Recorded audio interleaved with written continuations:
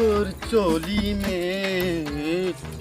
में टूपू टूपू रे, चोली में टूपू रे, चोली में टूपू टूपू।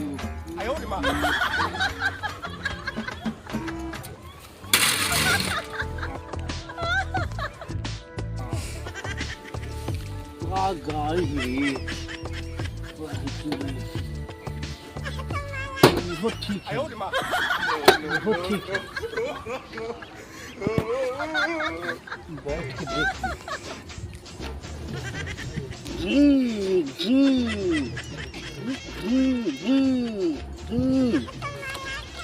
आयो रे माँ।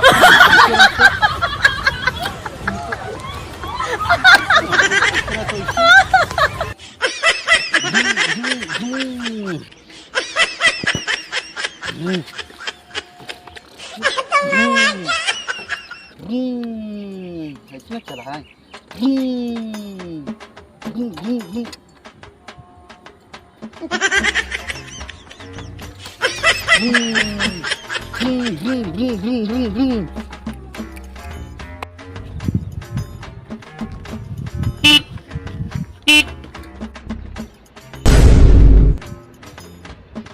साला हमर गाड़ी या के पीपी केकरा से कर है? उसे अपन साइकिल लगा के छोड़ के गाड़ी या के चले। Oh no! बेटा पुरान गाड़ी बैठावा है।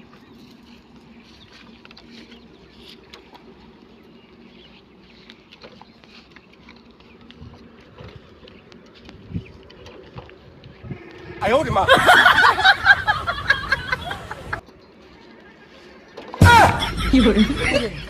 गाड़िया के तू गलो से आखी तई रे की हो रे आखी तो देखि तो चालू हो कि ना दिखाइए तोरा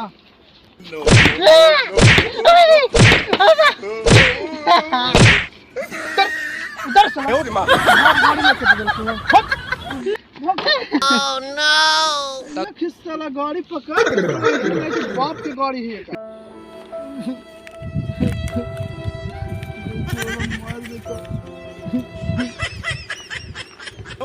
हम लोग तिलक में गाड़ी पे कामू इसी मार दो